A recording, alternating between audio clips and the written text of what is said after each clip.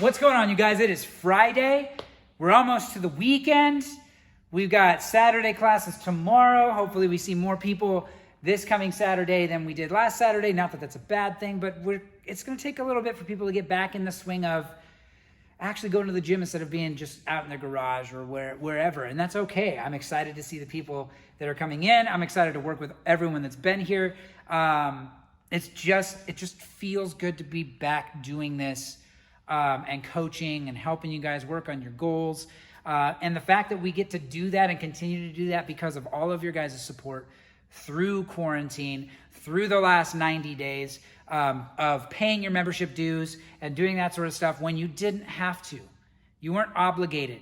It wasn't something you absolutely had to do, but you decided to because you believe in our community, you believe in what we're doing, and you wanted a gym to come back to.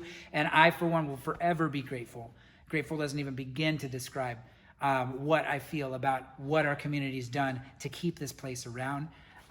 So today we are getting into an EMOM style workout. Again, EMOM stands for every minute on the minute. Let's look at the board and talk about what we're getting ourselves into. It is a 14-minute EMOM. On your odd minutes, we're going to be doing 8 power snatches at 95 pounds. On your even minutes, we're going to be doing 10 burpees. So minute 1, I do my 8 power snatches. When I'm done with my 8, I drop my bar. I then rest the remainder of that minute. When the minute ticks over again, I am doing 10 burpees. And then any rest I have after that, I take that and then go straight back into my power snatches. These always start out easier. So your first 3-4 minutes always feel great. Then about halfway through, you get a gut check, and it starts to get a little harder. And then it gets really mental towards the end where you just have to keep breathing, keep moving, keep pushing yourself to finish that set amount of work in that 60-second time frame. So you should be considering go hard and fast. Just because it's easy at the beginning and your heart rate's not that high, don't just take your sweet time on your power snatch. Don't just take your sweet time on your burpees. Try to churn through them and then rest. Give yourself that same sort of stimulus as an interval workout where it's go hard and fast, try to recover. Go hard and fast, try to recover. What does that do? It teaches your body how to deal with things like lactic acid and being able to flush that stuff out quickly. It gets you to be able to recover better by putting yourself through that high stress for a short period of time. Try to recover, high stress again. So that's what these workouts are written for, with the intention of, so try your best to stick with when it's time to go, it's time to go. And when it's time to rest, it's time to rest. But don't just try to pace out 8 power snatches and 10 burpees the whole time. Yes, it will still be a good workout. Yes, you will still sweat. Yes, you will still breathe hard, but it's a different stimulus depending on how you choose to attack it. So today you either get an RX or you don't. The way that it breaks down is if you finish all of the work in every single minute, and you finish minute 14 and you're done with that last set of 10 burpees, time. You're done. That is an RX. If you fail to get either all 8 power snatches in a minute or all 10 burpees in a minute, then it's no longer RX. Or if you scale it back, clearly not an RX at that point either. But 14 minutes, this one's not that long of a workout. It's going to be a good time. And when you think about it, while it doesn't look that daunting, that's still 70 burpees and 56 power snatches in 14 minutes. So same thing like I mentioned earlier in this week. If you're looking at the weight and you're like, man, I've been hitting it hard during quarantine. My strength feels great. 95 pounds is really light for me. You can always scale up as long as it's appropriate. You still want it to be something where you're going to finish those 8 reps in that minute and still have rest time.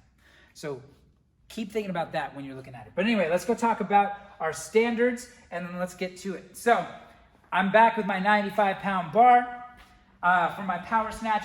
Again, big cues without getting into all the nuances of how to snatch. I want you to think jump and punch on the snatch. You're trying to get that bar overhead aggressively.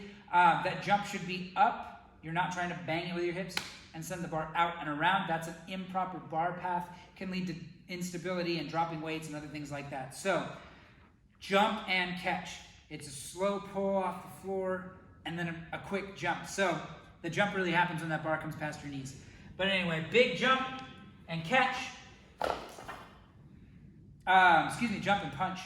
And you can go singles if you want to, but what I find is every time you drop a bar and you're doing singles, you've got 3 to 5 seconds that are going by in between every single one of those reps.